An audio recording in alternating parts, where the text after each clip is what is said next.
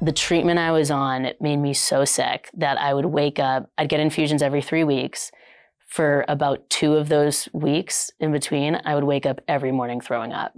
Like I couldn't wake up and take my daughter to school. I took meds to be asleep all day. Like the nausea stuff that worked before and the original stuff didn't work anymore. Mm-hmm. And the difference is that initially you go into chemo and it was 8 rounds. That was the max. You can't go past that. So it was a finite goal, and I'm goal oriented. I'm an athlete and all that. This is indefinite. You're trying to be on this as long as you possibly can. And I was fighting so hard to stay alive because that's what I promised everyone else that I was going to do and what I thought, oh, I'm going to fight this and I got this. But I was fighting so hard to stay alive that I was like dying. Like I was a shell of myself. And I would lay in bed and be like, I don't know if I want to live, which is so wild when you're like fighting for your life. And it was hard.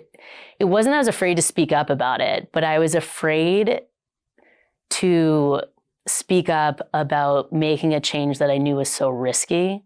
And I didn't know that I wanted to change. So it was like in this spot where it was just increasingly getting worse. I like couldn't talk without crying, which is so unlike me. Like I didn't even cry when I got diagnosed with cancer. I didn't cry when they showed me the PET scan that I had stage 4.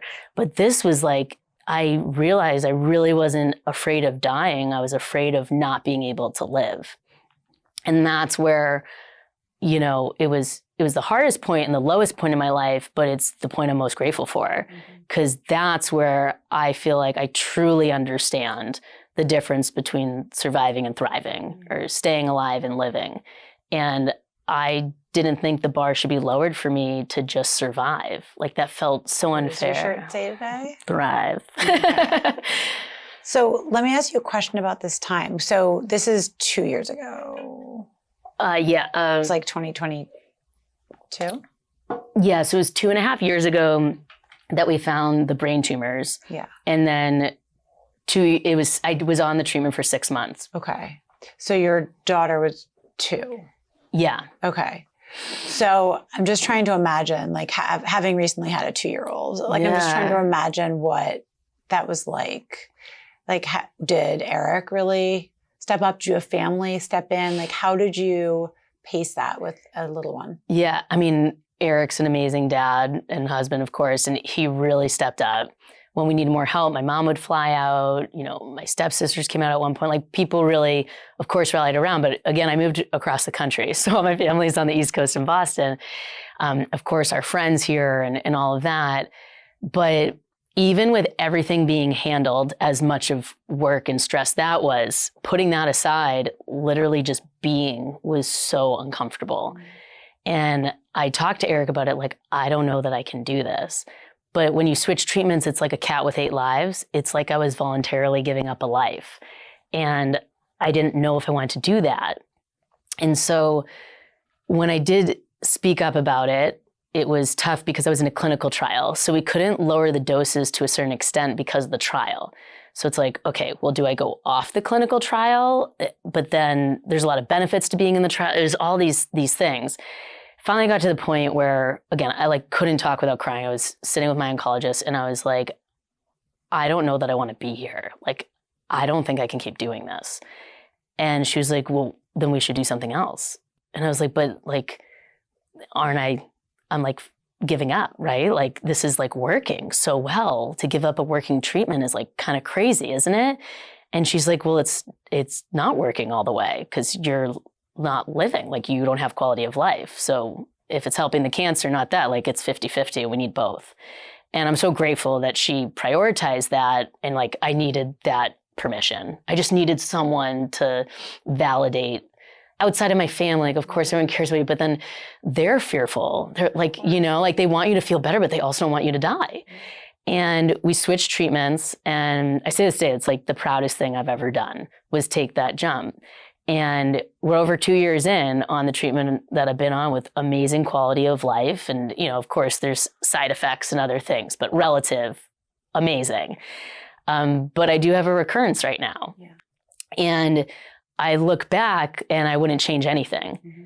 But right now, I'm actually in the process of making a similar decision. Mm-hmm. I took a break because I did have a recurrence in my breast, but it was isolated. And they didn't even really want to remove it because you don't die from cancer in your breast. It's crazy how your standards change once you have stage 4. Like, cancer in my breast doesn't scare me. It scares me if it spreads. And we could draw out this treatment a little bit longer. It ended up doubling in size within a couple months. So it was like a fist-sized tumor in my left breast. It was very uncomfortable. It started to hurt. So we did decide to remove it. After we removed it, you have to go off of treatment of chemo to remove, or else you're not going to like heal properly. Yeah. So I was off of my chemo meds for 3 weeks. And when I started them again just before Thanksgiving, I got an allergic reaction. I started getting really itchy. And I felt the difference of like a side effect versus a reaction. And I called my oncologist, stopped immediately, went on some steroids and all that. And I met with the allergist, my oncologist, and there's cases of people desensitizing, like doing small doses to go back in and take it. And that's what I've been doing this past 2.5 weeks. I'm like at the tail end of this.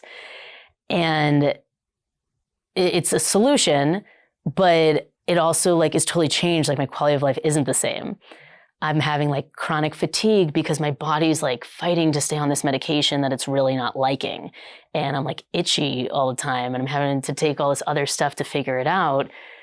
But ideally, it would be great, even if it's another 3 to 6 months on this, that's like 3 to 6 months of life, you know, when you look at the big picture. And hopefully I live a full life and this hopefully metastatic breast cancer becomes a chronic disease instead of a terminal one within my lifetime. Mm-hmm. You just want to keep being alive long enough for more treatments to come out. And I just think back to that and I'm like, well, I'm not violently throwing up, right? But I have this baseline feeling that's not me and I'm not living anymore. And when I met with my oncologist at my infusion last week, we started talking, I started crying. And I was like, I haven't done this in 2 years. Like I haven't talked without being able to cry since that point where I made that critical decision to like save my life of living it. And even though I know that, and I even look back at like videos of me talking about it and articles I wrote about it, it's still such a hard decision to forego it and move on to the next one. It's so interesting, Elissa, because we were talking about you and Eric and just how, you know, you didn't really like belabor decisions. You just kind of were like, yes. And then you went after it and whatever. But when it comes to decisions like this, these are just different decisions. And I would hope you give yourself permission to just like cry in your oncologist's office. And nothing could be more normal.